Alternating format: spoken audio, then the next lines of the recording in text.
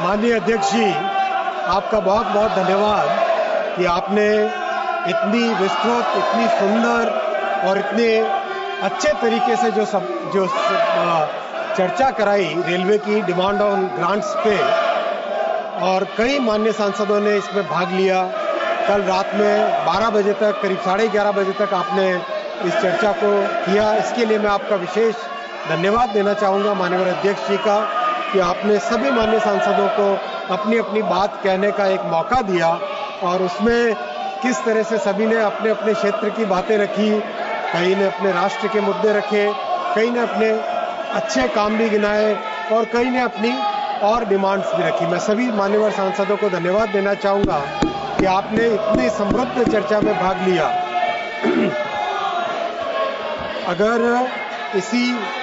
अगर इसी भावना के साथ रिप्लाई भी सुनते तो और भी आनंद आता, लेकिन जैसी आपकी इच्छा, इसमें आगे बढ़ना ही बढ़ना है। देश तो रुकेगा नहीं। माननीय अध्यक्ष महोदय, मैं सबसे पहले माननीय प्रधानमंत्री जी को धन्यवाद देना चाहूँगा कि रेलवे के प्रति उनका इतना इमोशनल कनेक्ट है। उन्होंने रेलवे को विशेष ध्यान देकर रेलवे के लिए एक हिस्टोरिक बजट पेश किया। 2,52,000 करोड़ रुपए का रेलवे के लिए एक जीबीएस देना अपने आप में एक बहुत बड़ी ऐतिहासिक चीज है, और इसके लिए मैं माननीय प्रधानमंत्री जी को धन्यवाद देना चाहूँगा। मैं धन्यवाद देना चाहूँगा माननीय वित्त मंत्री जी को। उन्होंने हर तरह की प्रॉब्लम को समझ के रेलवे के बजट में हर प्रॉब्लम को सॉल्व करने के लिए आपने मदद की, और 2,52,200 करोड़ रुपए का जो जीबीएस दिया है, उसके लिए मैं माननीय वित्त मंत्री जी को धन्यवाद देना चाहूँगा। मैं धन्यवाद देना चाहूँगा सभी मान्यवर सांसदों को कि आपने पूरे वर्ष भर जिस तरह से संवाद रखा, हमेशा मिलते रहे, अपने क्षेत्र की प्रॉब्लम को लेकर आते रहे, और उसमें कई चीज़ें सॉल्व हुई, कुछ चीज़ें सॉल्व और अभी होंगी। ऐसा संवाद इस डेमोक्रेसी का सबसे बड़ा यही एक बड़ा मूल है कि एक अच्छा संवाद होता रहे, और एक से दूसरे के साथ बातचीत करके हम इस देश को आगे बढ़ाते रहें। मैं माननीय अध्यक्ष जी, सबसे पहले रेलवे के फाइनेंशियल्स पे आऊँगा, क्योंकि ये बजट के सत्र का विषय है। माननीय अध्यक्ष महोदय, कोविड में रेलवे को काफ़ी डिफिकल्टी हुई थी।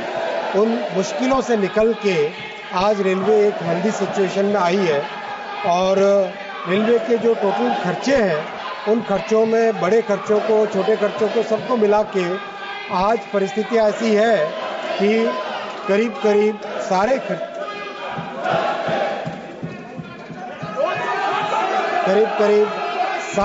will go on record except rail मंत्री speech. Nothing will go on record. Please carry on.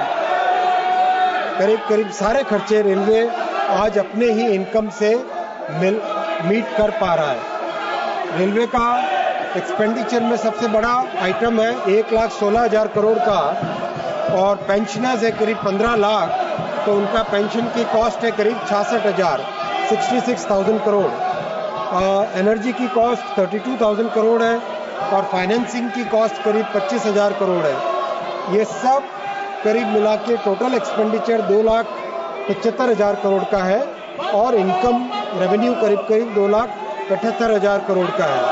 तो करीब 2-3 साल कोविड के बाद से करीब अब हर साल अपनी जितनी भी फाइनेंशियल रिक्वायरमेंट है, जितने खर्चे हैं, वो रेलवे अपने ही रेवेन्यू से मीट कर पा रहा है, जो कि एक अच्छी हेल्दी पोजीशन की तरफ रेलवे अब बढ़ रहा है, और आने वाले समय में इसको और ज़्यादा बेहतर करने का प्रयास लगा रहेगा। माननीय अध्यक्ष जी, मैं आपको बताना चाहूँगा कि रेलवे पैसेंजर्स के ऊपर एक बहुत बड़ी सब्सिडी देता है। रेलवे का खर्चा पैसेंजर्स को ट्रैवल कराने में, 1 किलोमीटर ट्रैवल कराने में ₹1.38 का खर्चा होता है। ₹1.38 का खर्चा होता है।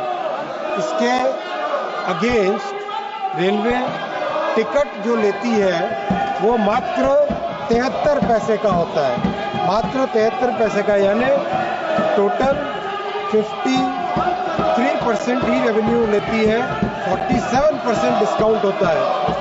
और इस टोटल डिस्काउंट का जो प्रमाण जो वैल्यू है, क्वांटिटी है, वो है 60,000 करोड़ रुपए। 60,000 करोड़ रुपए की सब्सिडी रेलवे अपने पैसेंजर्स के ट्रैवल पे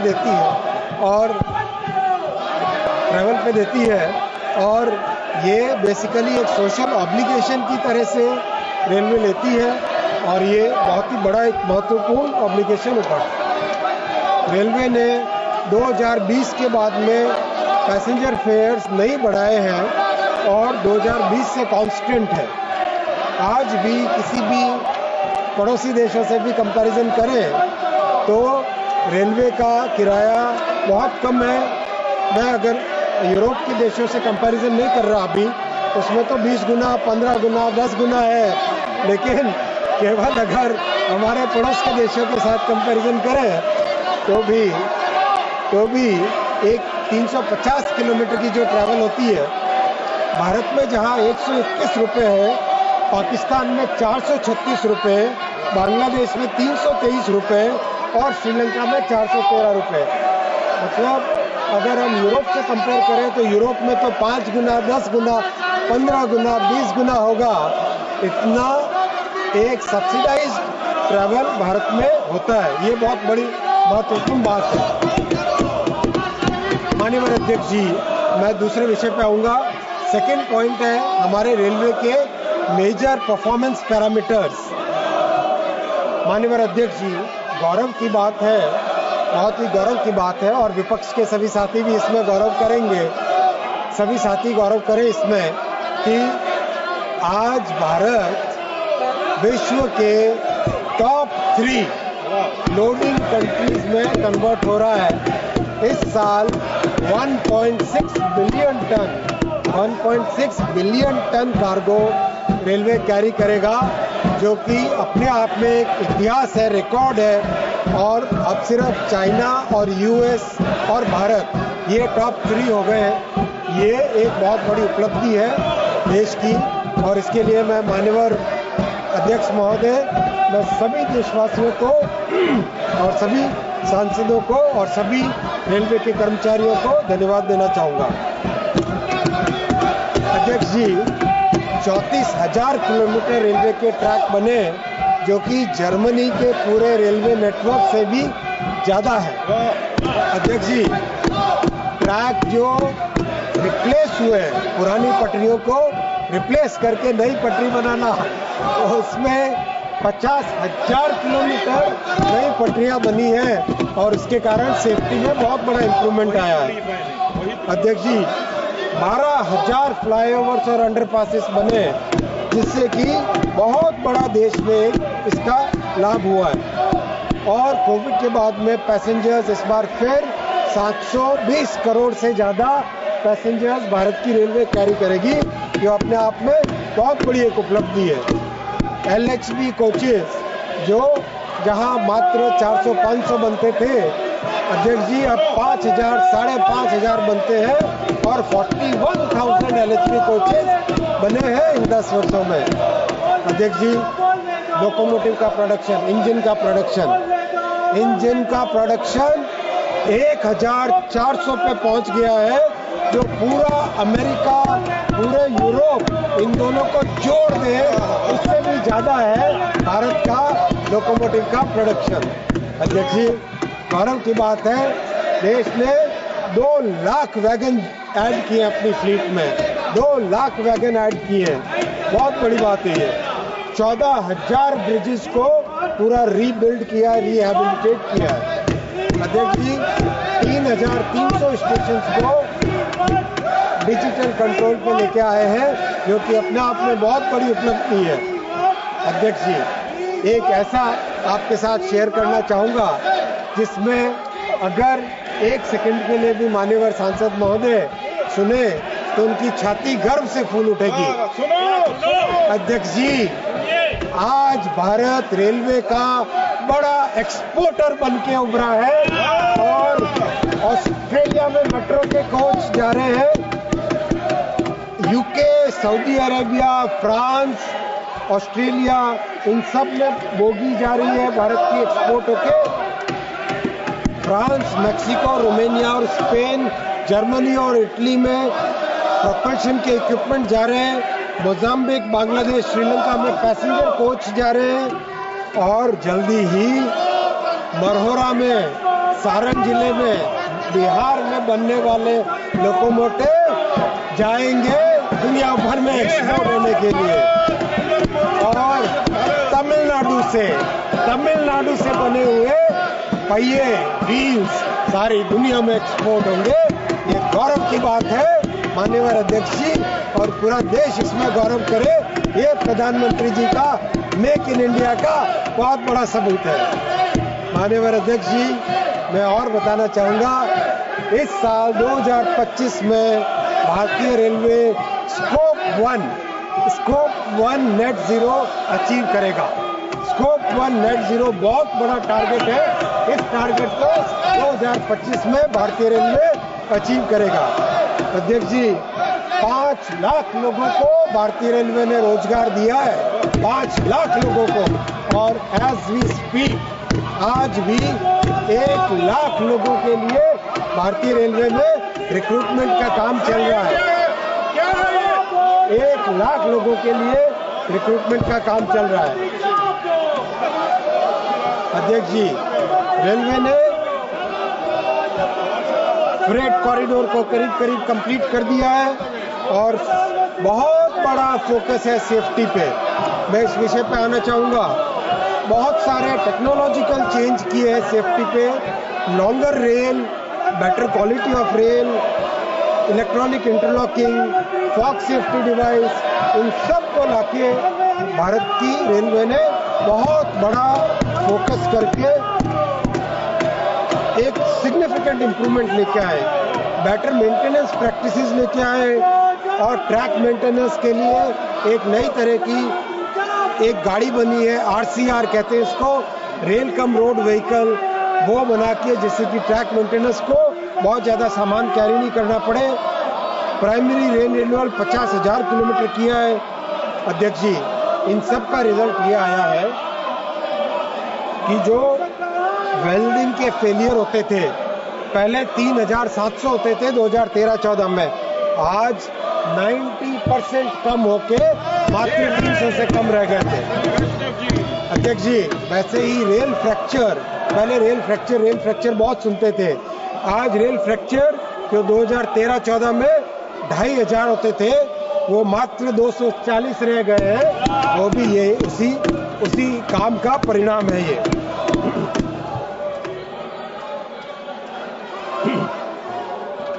अध्यक्ष जी, बहुत कई अचीवमेंट्स हैं, मैं आपके सामने रखूंगा कि रेलवे के सेफ्टी में इन्वेस्टमेंट अब बढ़ के 1,16,000 करोड़ का हो गया है, जो कि पहले से कई गुना है।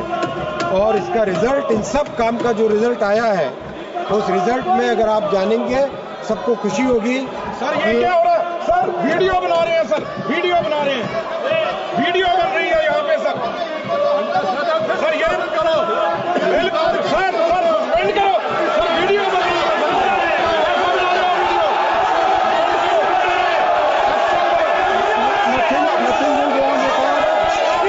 केवल माननीय मंत्री जी का भाषण जाएगा, वक्तव्य जाएगा।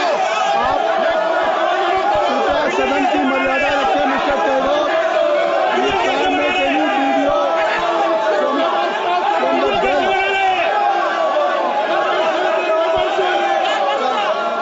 मिस्टर टैगोर, माननीय मंत्री जी,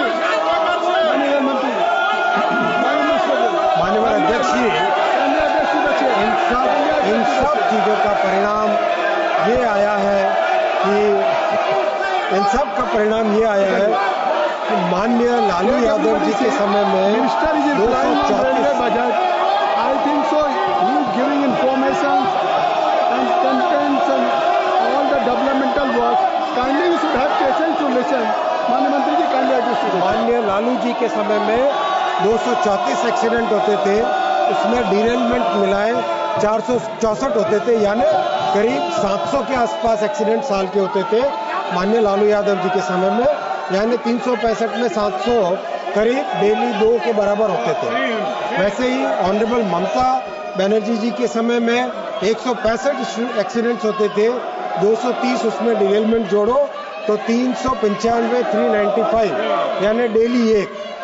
खड़गे जी के समय में, माननीय खड़गे जी के समय में 118 एक्सीडेंट, 263 उसमें डिरेलमेंट जोड़ो तो 381 एक्सीडेंट्स टोटल होते थे, यानी डेली एक। माननीय प्रधानमंत्री जी ने जिम्मेदारी ली 2014 में, तब से सेफ्टी पे पूरा फोकस किया, इन्वेस्टमेंट बढ़ाया, नई टेक्नोलॉजीज लेके आए। 2019-20 में कम होकर ये आंकड़ा 291 में पहुंचा और आज एक्सीडेंट्स 30, डिरेलमेंट ऐड करो 43, तो टोटल 73 पे आ गया है, जो कि पहले से 90% कम है और 2014-15 से 80% कम है। बहुत, लेकिन इसमें हमें संतुष्ट नहीं होना है, हमें लगातार मेहनत करते जाना है और हर तरह के प्रयास करना है जिससे कि रेलवे की सेफ्टी और भी ज़्यादा हर वक्त बढ़े। माननीय अध्यक्ष जी, कई मान्यवर सांसदों ने लोको पायलट की बात उठाई। मैं बताना चाहूँगा, लोको पायलट रनिंग रूम, जिसमें लोको पायलट अपनी ड्यूटी कंप्लीट करके आते हैं और रेस्ट करते हैं, उन रनिंग रूम्स की ऐसी परिस्थिति थी 2014 से पहले कि किसी का उसका जिक्र ही कैसे करें। आज 500 के 558 सारे के सारे 100% एयर कंडीशन लोको पायलट के रनिंग रूम है। माननीय अध्यक्ष जी, किसी भी एक भी लोको में कोई टॉयलेट नहीं होता था। जो हमारी महिला लोको पायलट्स हैं, उनकी परिस्थिति कैसी होती थी। आज 1100 लोकोमोटिव में टॉयलेट है, बहनों के लिए एक सुविधा की जा रही है और जितने नए डिजाइन के लोकोमोटिव बन रहे हैं, उन सब में उनमें एक विशेष व्यवस्था की गई है टॉयलेट्स की। अध्यक्ष जी, लोको पायलट में एक और विषय आया कि उनके ड्यूटी आवर्स बहुत ज़्यादा है। मैं बताना चाहूँगा कि एवरेज ड्यूटी आवर्स 7.7 आवर्स है रेलवे के इस समय में, और जो 104 घंटे ड्यूटी करनी होती है उसकी जगह 91 आवर्स आज एवरेज ड्यूटी आवर्स है। तो लोको पायलट्स का रेलवे के प्रति बहुत बड़ा योगदान है, उनका हम ध्यान रखते हैं लगातार, और लगातार उनकी परिस्थिति में सुधार किया जा रहा है। अध्यक्ष जी, 5 लाख जो एम्प्लॉयमेंट दिया है, मैं उसके बारे में बताना चाहूँगा।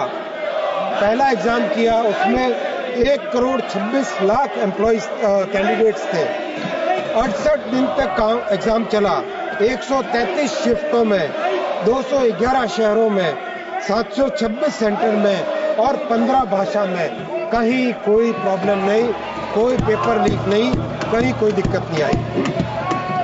अभी हाल ही में ALP का एग्जाम चल रहा है, खत्म हुआ, 18 लाख कैंडिडेट्स उसमें बैठे, 5 दिन तक एग्जाम चला, 15 शिफ्टों में, 156 शहरों में, 346 सेंटर में और 15 भाषा में, कोई दिक्कत नहीं आई। कल मेरे बहुत अच्छे मित्र दुराई वाइको जी हैं, वाइको जी नहीं है आज अभी। दुराई वाइको जी को मैं बताना चाहूँगा कि ये जो नियम बनाया अपने होम टाउन से दूर सेंटर रहने का, ये सारे माननीय मंत्री जी, आप माननीय सदस्य का नाम ले लें और एड्रेस करें चेयर को। माननीय सदस्य तक ये बात जाए। जी, धन्यवाद। माननीय अध्यक्ष जी, जो कल माननीय दुराई वाइको जी ने एक प्रश्न उठाया था, ये जो होम टाउन से बाहर सेंटर रखने का, ये पूरे देश भर की पॉलिसी है, किसी एक पर्टिकुलर रीजन के लिए पॉलिसी नहीं है। पूरे देश में ऐसा ही करते हैं जिससे कि एग्जाम और ज़्यादा स्मूथ हो और कहीं उसमें एग्जाम की इंटीग्रिटी पे कोई प्रश्न नहीं आए। माननीय चंद्रशेखर जी ने रिजर्वेशन का मुद्दा उठाया था। मैं बताना चाहता हूं कि जो 5 लाख एम्प्लॉयमेंट दिया गया है, रिजर्वेशन के सभी नियम कानून उसमें पालन किए गए बिना कोई डेविएशन के।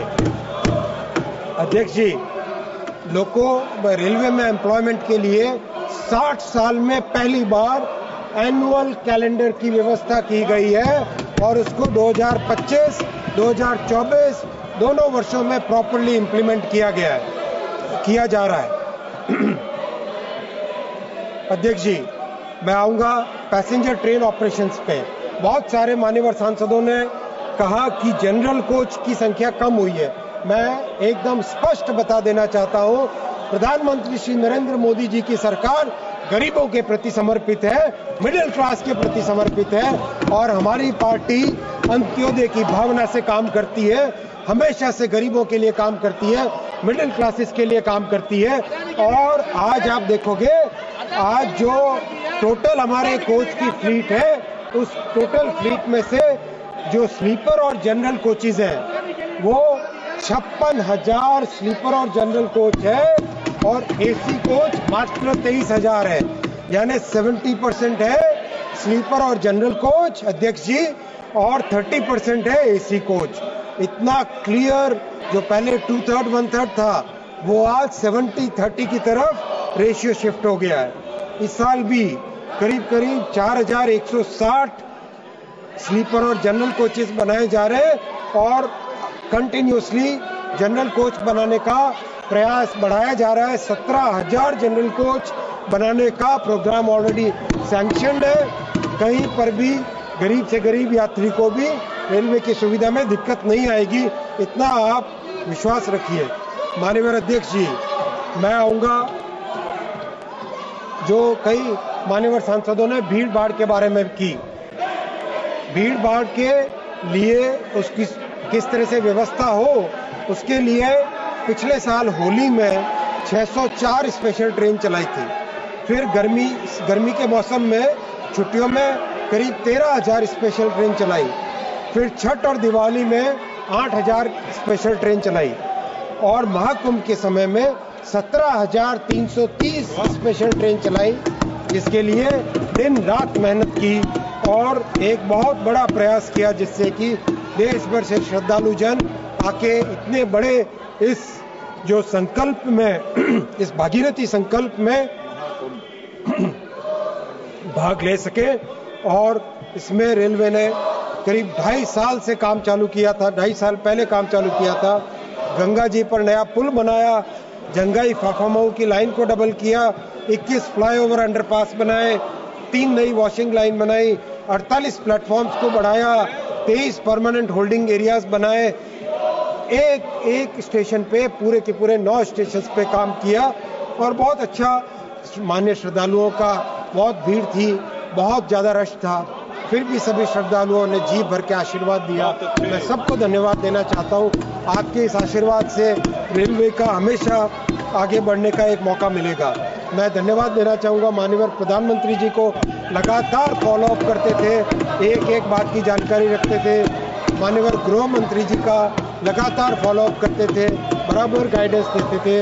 माननीय उत्तर प्रदेश के मुख्यमंत्री जी का, जिनका लगातार संवाद रहता था और हर तरह से कोऑर्डिनेशन, चाहे भीड़ का कोऑर्डिनेशन, मूवमेंट का कोऑर्डिनेशन, बसेस का कोऑर्डिनेशन, हर तरह का कोऑर्डिनेशन लगातार होता था। और इस साल होली में अभी जो सीजन चल रहा है, मैं माननीय सभा अध्यक्ष महोदय बताते हुए खुशी होती है कि 1,107 स्पेशल ट्रेनें इस साल होली पे चल रही हैं। अध्यक्ष जी, इसके अलावा कई परमानेंट स्टेप्स भी लिए जा रहे हैं। कि न्यू दिल्ली स्टेशन में एक बहुत दुखद हादसा हुआ था, उसके बाद में 60 स्टेशनों में परमानेंट होल्डिंग एरिया बना रहे हैं, एक्सेस कंट्रोल को परमानेंट कर रहे हैं और 40 फुट चौड़े फुट ओवर ब्रिजेस बनाने का काम हाथ में लिया है। सब जगह सीसीटीवी कैमरा लगा रहे हैं, एक्स्ट्रा वॉर रूम बना रहे हैं, न्यू जनरेशन के कम्युनिकेशन इक्विपमेंट बना रहे हैं, न्यू डिज़ाइन के आईडी कार्ड्स बना रहे हैं, न्यू डिज़ाइन की यूनिफॉर्म बना रहे हैं और स्टेशन डायरेक्टर की पोस्ट को अपग्रेड कर रहे हैं और प्रयास ये कर रहे हैं कि जितनी कैपेसिटी हो उतने ही टिकट बेचे जाए। मैं अध्यक्ष जी आऊँगा LHB कोचेस पे। कई मान्यवर सांसदों ने ये पर्सनली मिलने के साथ भी कहा और माननीय मंत्री जी सभी माननीय सदस्यों का नाम ले करके उनके द्वारा उठाए गए सवालों का जवाब दे रहे हैं, तो कृपया आप लोग अपने उठाए गए विचारों को माननीय मंत्री जी विस्तार से कह रहे हैं, तो उसको कृपया सुने और आप सब लोगों से अनुरोध है कि अपने स्थान पर रहें। माननीय मंत्री जी। माननीय अध्यक्ष जी, LHB कोच सेफ होते हैं पुराने डिजाइन के ICF कोचेस के कंपैरिजन में, इसीलिए माननीय प्रधानमंत्री जी ने 2014 के बाद में जहां 550 के आसपास साल के प्रोडक्शन होता था, उसको 10 गुना बढ़ा के 5,500 किया। और मैं आपके सामने बहुत ही संतुष्टि के साथ कहना चाहूँगा कि प्रधानमंत्री श्री नरेंद्र मोदी जी की इस तीसरी टर्म में सारे के सारे कोचेस को एलएचबी में कन्वर्ट कर लिया जाएगा और ये सभी के लिए फायदे का बात है, सभी के लिए इसका लाभ होगा, आप सबके एरियाज में इसका बेनिफिट होगा, ऐसा मेरा मानना है। तो आप भी इसका आनंद उठाइए और थोड़ा शोरगुल के बजाय बैठ के तालियां बजाइए, वो ज्यादा लाभ होगा, आपके एरिया में भी लोग आपको ज्यादा पसंद करेंगे। माननीय सभापति जी, वंदे भारत चेयर कार की डिमांड हर जगह से आती है। 50 और नई वंदे भारत चेयर कार बनाई जाएगी।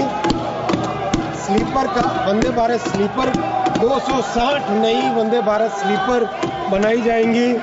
अमृत भारत जो कि एक बहुत ही अच्छी ट्रेन है हमारे श्रमिक वर्गों के लिए और जो गरीब से गरीब व्यक्ति के लिए एक अच्छा साधन है, वो 100 नई अमृत भारत ट्रेन बनाई जाएंगी। मेमू जिसकी डिमांड बार बार आती है, 50 नई मेमू बनाई जाएगी।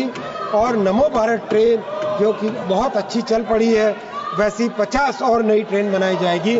और वर्षा ताई है यहाँ पर, वर्षा गायकवाड़ जी, माननीय अध्यक्ष जी, वर्षा ताई सुने, वर्षा जी का नाम ले लीजिए, वर्षा का नाम ले लिया आप, वो सुनेंगे। माननीय अध्यक्ष जी, माननीय अध्यक्ष जी, हमारे श्रीकांत भाई भी यहाँ पर बैठे हैं और हमारे मुंबई के, महाराष्ट्र के कई सांसद बैठे हैं। अभी हाल ही में माननीय देवेंद्र जी से मेरी चर्चा हुई थी। माननीय प्रधानमंत्री जी का मुंबई के लोकल ट्रेन को सुधारने के लिए जो प्रयास है, वो मैंने चर्चा की माननीय देवेंद्र जी से और माननीय अध्यक्ष जी ये तय हुआ 238 नई ट्रेन मैन्युफैक्चर होगी मुंबई के लोकल ट्रेन के लिए। 238 नई ट्रेन ट्रेवल होगी। और वर्षा जी सुनती तो खुश होती, लेकिन अभी वेल में है, वेल से भी अगर ताली बजा ले तो उनका लाभ हो जाएगा, ऐसा मैं मानता हूँ। उधर जाके ताली बजाएंगी तो और अच्छा रहेगा। माननीय अध्यक्ष जी, मैं बताना चाहता हूँ कि अब जो बैंगलोर, हमारे कर्नाटक के माननीय सांसद महोदय यहाँ पर है, माननीय जोशी जी है, माननीय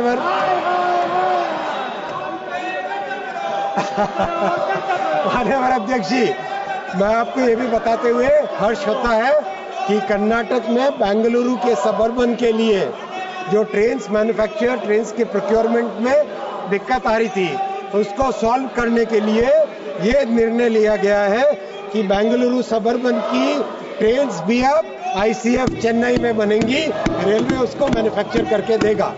तो ये इस भावना के साथ काम कर रहे हैं माननीय अध्यक्ष जी, जिससे कि देश के हर क्षेत्र में प्रधानमंत्री जी का जो सबका साथ सबका विकास का मंत्र है, वो लेके चले आगे और सबके लिए प्रयास करें।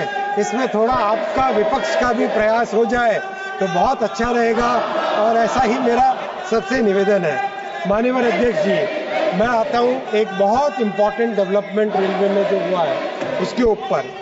माननीय अध्यक्ष जी, बहुत खुशी के साथ बताना चाहूँगा कि हमारे 68 डिवीजन में से 49 डिवीजन ऐसे हैं जिसका अभी पंक्चुअलिटी 80% से अधिक पहुंच गया। 80% पंक्चुअलिटी इन 49 डिवीजन्स। और उससे भी गौरव की बात यह है कि 12 डिवीजन ऐसे हैं जहां पंक्चुअलिटी 95% पहुंच गई है।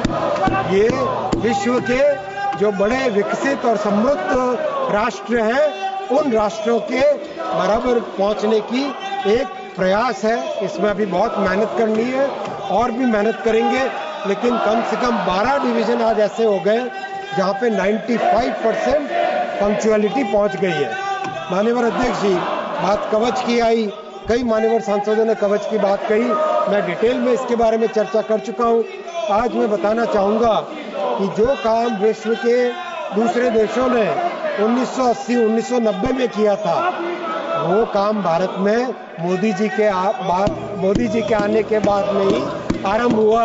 2016 में इसका कवच का डेवलपमेंट चालू हुआ, 19 में फर्स्ट वर्जन बना, फिर बाद में उसकी टेस्टिंग हुई और 2024 के जुलाई के महीने में फाइनल वर्जन कवच 4.0 बना और अब बड़े स्केल पे कवच का रोल आउट होगा।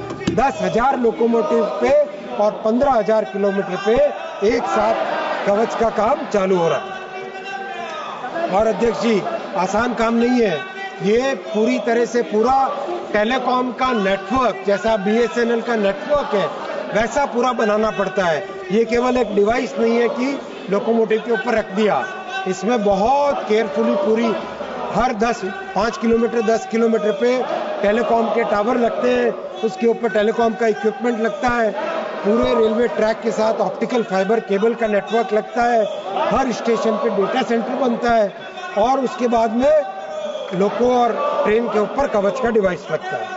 इसके लिए 20,000 स्टाफ को, फील्ड स्टाफ को ट्रेनिंग दी गई है और 13 इंजीनियरिंग कॉलेजेस में कवच के कोर्स चालू किए गए हैं। माननीय अध्यक्ष जी, अब मैं अगले विषय पे आऊंगा। देश में किस तरह से रेलवे का इंफ्रास्ट्रक्चर बढ़ रहा है। 7वां विषय अध्यक्ष जी, बहुत गौरव की बात है कि जो हमारा वर्षों से ड्रीम था, उस ड्रीम को, जम्मू से श्रीनगर को जोड़ने के सपने को माननीय अध्यक्ष जी, प्रधानमंत्री श्री नरेंद्र मोदी जी ने उस सपने को पूरा किया है। और ये सपना अंजी और चिनाब के जो 2 पुल बने हैं, उस पुल के ऐसे ऐसे नए कीर्तिमान बने हैं। चिनाब का पुल एफिल टावर से भी 35 मीटर ज्यादा ऊंचा है। ऐसा मान्यवर अध्यक्ष जी, सभी विपक्ष के सभी साथियों को भी इसमें गौरव करना चाहिए। और बहुत जल्दी जम्मू से श्रीनगर तक एक नई गाड़ी चलेगी। CRS का इंस्पेक्शन फाइनल हुआ है, उनकी रिपोर्ट आ गई है। रिपोर्ट में उन्होंने जो जो सुझाव दिए हैं, उन सुझावों को पूर्ण किया जा रहा है, उसको इम्प्लीमेंट किया जा रहा है। जैसे इम्प्लीमेंटेशन कंप्लीट होगा, CRS की परमिशन लेके जम्मू से श्रीनगर तक ट्रेन चलेगी और देश का एक बहुत बड़ा सपना है, वो सपना पूरा होगा। माननीय अध्यक्ष जी, मैं ये भी बताना चाहूंगा कि देश में फ्रेट कॉरिडोर कई वर्षों से सपना था। UPA की सरकार में केवल उसका फ्रेट कॉरिडोर का नाम लिया जाता था। 2014 तक फ्रेट कॉरिडोर में 0 किलोमीटर, 0 किलोमीटर, केवल 0 किलोमीटर। आज माननीय अध्यक्ष जी, फ्रेट कॉरिडोर कंप्लीट होने पे आया। महाराष्ट्र में श्रीमान ठाकरे जी के डिले के कारण थोड़ा सा रह गया था, अब वो भी कंप्लीट हो जाएगा बहुत जल्दी। आज फ्रेट कॉरिडोर पे 350 ट्रेन डेली चल रही है और जो 24 घंटे लगते थे पोर्ट तक पहुंचने के, आज 12 घंटे में सामान हिंटरलैंड से पोर्ट तक पहुंचता है। माननीय अध्यक्ष जी, ये मोदी जी का काम करने का तरीका है। इस स्पीड से काम करते, शकुंतला भी बनाएंगे। आप उधर आके बोलो, मैं आपको जवाब दूंगा। उधर बैठ के सब कुछ मिलेगा, पूछो उधर से। माननीय अध्यक्ष जी, इसके साथ ही साथ मैं ये भी बताना चाहूंगा कि 97 गति शक्ति कार्गो टर्मिनल बनके पूरे हो गए और 257 नए गति शक्ति कार्गो टर्मिनल बन रहे हैं। मैं और मान्यवर सांसद महोदय से भी, मान्यवर अध्यक्ष जी, आपके माध्यम से रिक्वेस्ट करना चाहूंगा, अपने अपने एरिया में जहां पर भी कार्गो का ज्यादा रिक्वायरमेंट है वो नाम लेके मेरे पास आए, वहां पर हम गति शक्ति कार्गो टर्मिनल बनाएंगे। और जो बैठ के बोलेंगे उन्हीं के लिए बनाएंगे, जो खड़े होके बोलेंगे उनके लिए और वेट करना पड़ेगा थोड़ा। सब करेंगे जो माननीय अध्यक्ष जी, मैं बताना चाहूंगा कि आजादी के बाद 2014 तक देखिए कैसे 60 साल का काम और 10 साल का काम। आजादी के बाद 2014 तक 125 किलोमीटर टनल्स भारत के रेलवे नेटवर्क में थी। 125 किलोमीटर टनल्स 2014 से आज तक माननीय अध्यक्ष जी 460 किलोमीटर नई टनल्स बनी है। 460 किलोमीटर नई टनल। और इसमें भी जो गौरव की बात है, इस दुनिया ने भारत के इंजीनियर्स का और आत्मनिर्भर भारत का, मोदी जी के विजन का लोहा माना है आज हिमालयन टनलिंग मेथड, एक नया टनलिंग का मेथड इजाद हुआ है माननीय अध्यक्ष। ये इस देश की ताकत है, जिस ताकत को विपक्ष भी अगर पहचाने तो आपको भी गौरव होगा, आपको भी खुशी होगी और आपको भी आनंद आएगा। मैं सभी मान्यवर सांसदों से निवेदन करता हूं कि ये जो उपलब्धि है देश की, इस उपलब्धि के लिए सभी मान्यवर सांसद जोर से ताली बजा के देश की इस उपलब्धि पे गौरव करें। ये होता है देश की बात। मान्यवर अध्यक्ष जी, हम लोग उस पार्टी से आते हैं जिस पार्टी ने आज तक राष्ट्र प्रथम सदैव प्रथम के भावना को लेकर आगे चले। माननीय मंत्री जी, आप सभी के लोगों के द्वारा उठाए गए बिंदुओं का विस्तार से जवाब दे रहे हैं। रेल मंत्रालय की योजनाओं का, उपलब्धियों की चर्चा कर रहे हैं। इससे महत्वपूर्ण क्षण हो नहीं सकता। कृपया इस महत्वपूर्ण क्षण में आप सभी लोग माननीय मंत्री जी के वक्तव्य को सुने। आपसे अनुरोध है माननीय मंत्री जी। माननीय अध्यक्ष जी, मैं बताना चाहूंगा आपको कि आत्मनिर्भर भारत की एक और बड़ी उपलब्धि टनल बोरिंग मशीन्स TBM, जो कि मेट्रो के काम आती है, रेलवे में काम आती है और भी कई चीजों में, प्रोजेक्ट्स में काम आती है, वो भी आज तमिलनाडु में बनने लगी है। और हेरन कनेक्ट कंपनी नई फैक्ट्री डाल रही है चेन्नई में, क्योंकि 6.5 मीटर डायमीटर की टनल बोरिंग मशीन तमिलनाडु में बनाएगी। माननीय अध्यक्ष जी, मैं बताना चाहूंगा कि इन 10 वर्षों में बड़े बड़े ब्रिजेस का निर्माण हुआ है। गंगा जी पर 4 पुल बने हैं, प्रयागराज जी पे, गाजीपुर में, पटना में और मुंगेर में 4 ब्रिज बने, 3 ब्रिज अंडर कंस्ट्रक्शन है। वैसे ही हुगली में जुबली ब्रिज बना, तमिलनाडु में पंबन ब्रिज बना, ब्रह्मपुत्र में बोगीबिल कंप्लीट हुआ और एक और गुवाहाटी में नया ब्रिज बन रहा है सरई घाट में। वैसे ही चेनाब के ऊपर चेनाब ब्रिज बना और कोसी नदी पे कोसी ब्रिज बना, जो कि 1990 कई वर्षों पहले सैंक्शन हुआ था। उस काम को भी बिहार की जनता के लिए, मिथिलांचल की जनता के लिए माननीय मोदी जी ने प्रयास करके जोड़ा सबको, और ये मोदी जी का काम करने का तरीका है। माननीय अध्यक्ष जी, नॉर्थ ईस्ट के बारे में एक प्रोजेक्ट में इतनी अच्छी प्रोग्रेस हुई है। सिक्किम में प्रोजेक्ट सिवोक से रैंकपो तक पहुंच रहा है। आसाम में नए काम लिए जा रहे हैं। अरुणाचल प्रदेश में ईटानगर से पहले नाहरलगुन तक बन गया प्रोजेक्ट। नागालैंड में प्रोजेक्ट बहुत 31 किलोमीटर कंप्लीट हो गया है। मणिपुर में जिरीबाम से इम्फाल खोंगसांग तक पहुंच गया है। मिजोरम में ऑलरेडी 17 किलोमीटर्स होर्टोकी तक कंप्लीट हो गया है। त्रिपुरा में आजादी के बाद में पहली बार ब्रॉड गेज लाइन आई, वो भी मोदी जी के इन सब प्रयासों के कारण बनी। वैसे ही माननीय अध्यक्ष जी, स्टेशंस बनाने का काम बहुत तेजी से चल रहा है।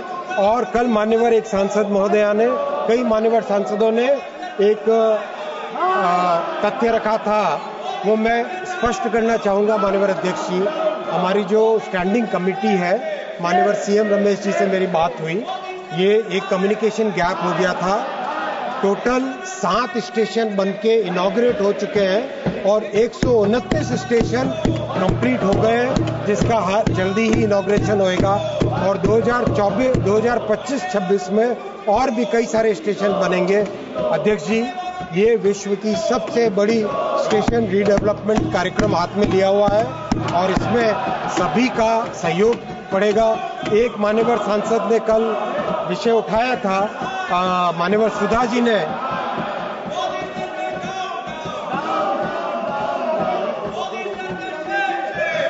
क्या कर रहे हैं मान्यवर सुधा जी ने, माननीय रेल राज्य मंत्री जी, आपके मंत्री जी जवाब दे रहे हैं, आप कृपया अपने स्थान से दें। मान्यवर अध्यक्ष जी, कल मान्यवर सुधा जी ने पॉइंट उठाया था उनके एक स्टेशन के बारे में। मैंने कल रात में ही यहाँ से बाहर निकलते ही सबसे पहले जनरल मैनेजर सदर्न रेलवे को फोन किया कि उस स्टेशन पे अधिकारियों को भेजें और उसकी चेकिंग करें, जांच करें। माननीय अध्यक्ष जी, मैं आपको विश्वास दिलाना चाहूँगा और सभी माननीय सांसदों को भी निवेदन करूँगा, आप सब काम की क्वालिटी के ऊपर ध्यान दें और कहीं पर भी कोई कॉम्प्रोमाइज़ नहीं करेंगे, क्वालिटी पे कोई कॉम्प्रोमाइज़ नहीं होगा। समय अधिक लगे लेकिन काम ऐसा होना चाहिए, क्योंकि प्रधानमंत्री जी ने ये मार्गदर्शन दिया है कि ये जो काम हो रहा है 50 साल के लिए काम हो रहा है, तो 50 साल के लिए जो काम हो रहा है उसके ऊपर पूरा ध्यान देना हमारा कर्तव्य है। माननीय अध्यक्ष जी, करीब 14,000 अंडरपासेस में से 4,000 अंडरपासेस में पंप लगाया गया था पिछले मानसून में, जिससे कि पानी की प्रॉब्लम नहीं आए, और अभी भी पूरा प्रयास किया जा रहा है। एक नई तरह के डिज़ाइन बनाए, करीब 1800 अंडरपासेस में एक परमानेंट करेक्शन किया गया है और कवर करना, साइड वॉल बनाना, हब बनाना, ड्रेन्स बनाना, जो जॉइंट है उसको सीलिंग करना, पीयू की ग्राउटिंग करना, लाइनिंग करना, कंक्रीटिंग करना, कई तरह के काम हाथ में लिए गए जिससे कि अंडरपासेस में जो पानी की प्रॉब्लम है वो सॉल्व हो जाए। माननीय अध्यक्ष जी, कल एक प्रयास किया गया कि तमिलनाडु, केरल और वेस्ट बंगाल के प्रति भेदभाव किया जा रहा है। मैं माननीय अध्यक्ष जी बहुत स्पष्ट तौर पे बताना चाहूँगा, माननीय प्रधानमंत्री जी का किसी भी प्रदेश के प्रति कोई भेदभाव नहीं है। प्रधानमंत्री जी सबका साथ, सबका विकास में विश्वास करते हैं और इसका मैं डेटा देना चाहूँगा, बहुत स्पष्ट तौर पे डेटा देना चाहूँगा कि एक एक स्टेट में बजट रिकॉर्ड एलोकेशन दिया गया है। आंध्र प्रदेश में जहां 886 करोड़ का बजट होता था, अब 9,400 करोड़ का बजट है। जहां आसाम और नॉर्थ ईस्ट में मात्र 2,000 करोड़ का बजट होता था, अब 10,400 करोड़ का बजट है। बिहार में जहां मात्र 1,000 करोड़ का बजट होता था, आज 10,000 करोड़ का बजट है बिहार के लिए। माननीय अध्यक्ष जी, दिल्ली के लिए 100 करोड़ भी नहीं देते थे, आज 2,500 करोड़ का बजट है और अब तो दिल्ली में डबल इंजन की सरकार है, बहुत तेजी से इसमें काम चलेगा। गुजरात के लिए 500 करोड़ का होता था, आज 17,000 करोड़ का बजट है। माननीय अध्यक्ष जी, हरियाणा के लिए 300 करोड़ का बजट होता था, 3,500 करोड़ का बजट है आज। हिमाचल के लिए 100 करोड़ का बजट होता था, 2,500 करोड़ का बजट है आज। जम्मू कश्मीर के लिए, झारखंड के लिए, कल एक झारखंड के भाई हंसता जी कह रहे थे कि हमारे यहाँ बजट नहीं। मैं आपको बताना चाहूंगा माननीय अध्यक्ष जी, आपके माध्यम से, झारखंड के लिए मात्र 450 करोड़ बजट होता था, आज माननीय मोदी जी 7,000 करोड़ का बजट दे रहे हैं झारखंड को। कर्नाटक के लिए 850 करोड़ की जगह 7,500 करोड़। केरल के लिए 300 करोड़ होता था मात्र, आज केरल के लिए 3,000 करोड़ का है। मध्य प्रदेश 600 करोड़ की जगह 14,000 करोड़ है। महाराष्ट्र 1,000 करोड़ होता था, आज 23,000 करोड़ है। 23,000 करोड़ का बजट है। उड़ीसा 800 करोड़ का बजट होता था, आज 10,000 करोड़ से ज्यादा का बजट है।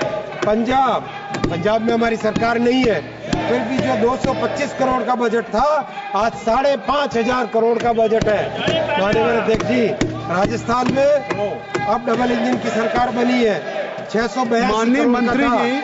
माननीय मंत्री जी राज्यवार ब्यौरा दे रहे हैं। 9 राज्य में, प्रत्येक तमिलनाडु हो, कर्नाटका हो, आंध्रा हो, कितना बजट का एलोकेशन इंक्रीज हुआ है, कृपया आप लोग सुने और डिटेल रिप्लाई दे रहे हैं माननीय मंत्री जी। माननीय अध्यक्ष जी, जो तमिलनाडु में मात्र 800 करोड़ का बजट होता था, रुम्बा नल्ला बजट 6,626 करोड़।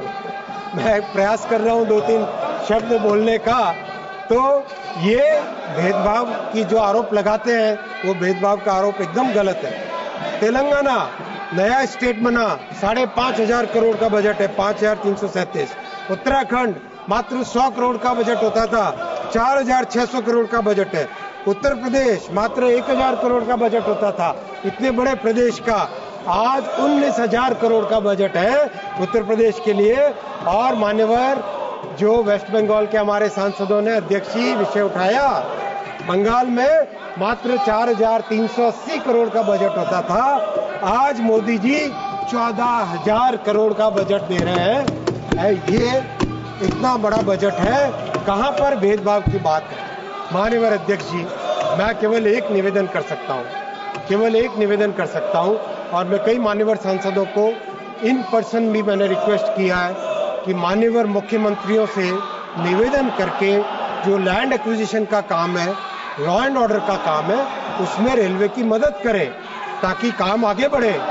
केरल में मात्र 14 या 15% लैंड एक्वायर हुई है, तमिलनाडु में मात्र 23% लैंड एक्वायर हुई है, ओनली 23%। तो कैसे काम होगा? केरल में मात्र 14% लैंड एक्वायर हुई है, वैसे ही वेस्ट बंगाल में ओनली 21% लैंड एक्वायर हुई है। काम कैसे होगा? ऐसे तो काम नहीं होगा। आपसे मेरा रिक्वेस्ट है माननीय अध्यक्ष जी, आपके माध्यम से माननीय मुख्यमंत्री इसमें सहयोग दें तो देश का लाभ होगा, उनके प्रदेश का भी इसमें लाभ होगा। माननीय अध्यक्ष जी, मैं बताना चाहूँगा कई ऐसे प्रोजेक्ट्स हैं जिन प्रोजेक्ट्स में ऐतिहासिक काम हुआ है।